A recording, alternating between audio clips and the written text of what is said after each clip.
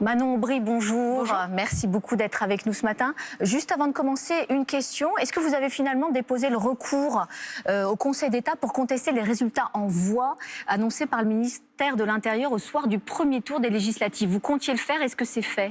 Je crois que la bataille maintenant est derrière nous et tout le monde a bien compris que derrière certaines instrumentalisations du ministère de l'Intérieur qui n'a pas décompté certains de nos candidats, à commencer par Jean-Hugues Gratemont qui a siégé pendant 5 ans à nos côtés dans le groupe de la France Insoumise.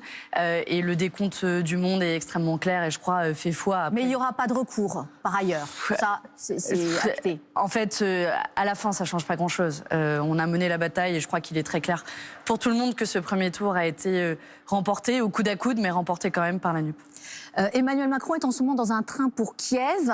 Est-ce que c'est un déplacement finalement pas légitime pour un président français qui porte en plus la présidence de l'Union européenne?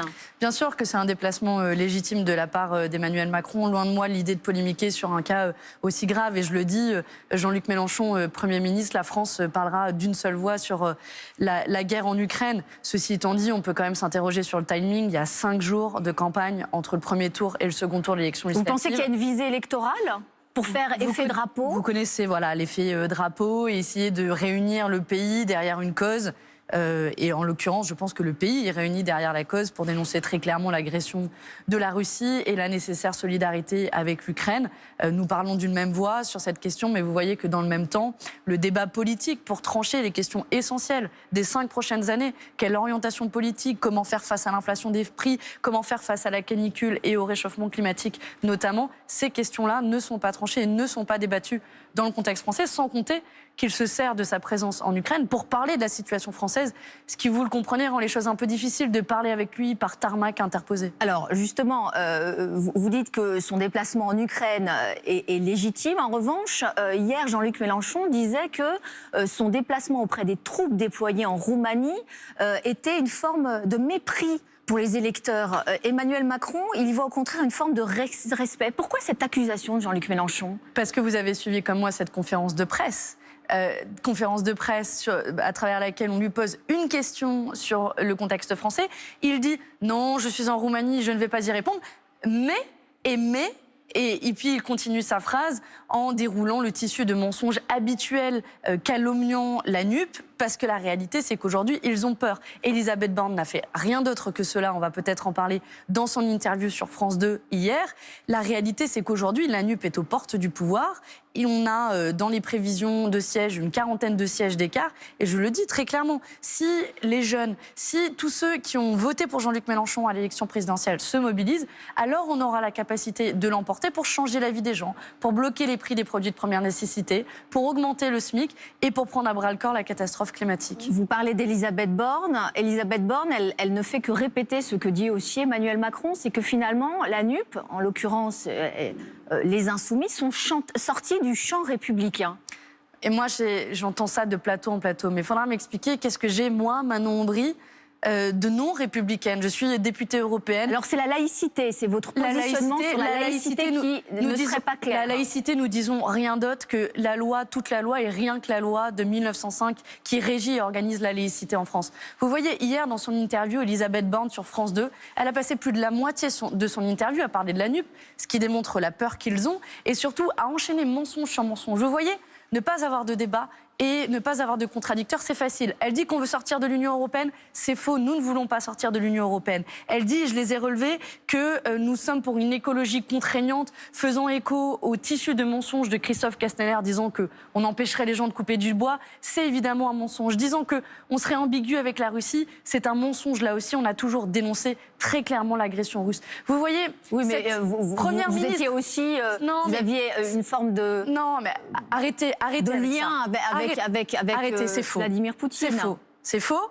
Et cette campagne mérite bien mieux que cela. Elle mérite un débat de propositions, projet contre projet. On nous dit qu'on est extrême. Mais moi, je voudrais poser une question. Qu'est-ce qui est extrême quand on laisse aujourd'hui plus de 300 000 personnes sans abri dans notre pays. Qui est extrême quand on a un gouvernement qui a été condamné par 2 fois pour inaction climatique et on fait face aujourd'hui à une des pires canicules? Qui est extrême quand on fait rien face à l'augmentation des prix qui prend à la gorge les gens? Alors moi, je veux bien qu'on nous dise qu'on est extrême. On est extrême dans le sens où, en fait, on veut faire face aux enjeux du pays et à commencer par le réchauffement climatique et l'urgence sociale. En réalité, vous voyez bien, le chaos, c'est eux. Après le premier tour, Jean-Luc Mélenchon, il continue de dire qu'il peut être toujours Premier ministre, sauf qu'on voit que vous pourriez obtenir entre 150 et 210 députés. On n'est pas encore aux 289 et votre réserve de voix, il n'y en a pas, mis à part les abstentionnistes. Alors les sondages pour le moment nous donnent jusqu'à 220 sièges et commencent à 260 sièges pour la majorité. Vous voyez qu'il y a 40 sièges d'écart dans les sondages. En 2017, la majorité absolue, c'est 289. Oui, et qui n'est garantie pour le moment pour personne. En 2017, les sondages ont donné 50 sièges de moins en réalité à La République En Marche que ce qu'ils avaient prévu dans les sondages. Donc pour vous, le coup est toujours possible. Jean-Luc Mélenchon peut devenir Premier ministre. Et je vais vous dire comment il est possible. Il est possible si tous les jeunes dans notre pays qui, en majorité, votent pour la NUP se mobilisent. Il est possible si les abstentionnistes qui ont boudé les urnes et qui se sont dit que c'était pas possible, nous avait dit que Macron serait garanti une majorité absolue, eh bien, en réalité, c'est encore possible de changer la vie. Et ça, c'est un tout petit bulletin de vote et c'est le pouvoir que l'on a dimanche. Quand on regarde dans le détail des résultats, alors c'est vrai que les Insoumis sont les grands gagnants du scrutin, en tout cas dans la NUP, mais si on regarde le Parti Socialiste, il se retrouverait avec au maximum une trentaine de sièges. C'est ce qu'ils ont à l'heure actuelle. Alors finalement, est-ce que le prix à payer pour eux de cette alliance avec Jean-Luc Mélenchon n'est pas trop cher ? Je ne suis pas sûre de combien ils auraient eu de députés autrement. Mais aujourd'hui, ce qu'il faut voir, c'est l'histoire collective. L'histoire collective, c'est une gauche qui avait collectivement 60 députés en 2017, qui était au second tour dans 170 circonscriptions. Nous sommes aujourd'hui au second tour dans 406 circonscriptions. D'ailleurs, la majorité, elle, est en second tour dans 417 circonscriptions. Vous voyez que sur le papier et mathématiquement, les deux sont encore possibles. Et la NUP, moi, je vous le dis, je souhaite qu'elle s'inscrive dans la durée et qu'elle construise collectivement avec Jean-Luc Mélenchon, il dit que cette alliance, elle peut tenir au-delà des élections.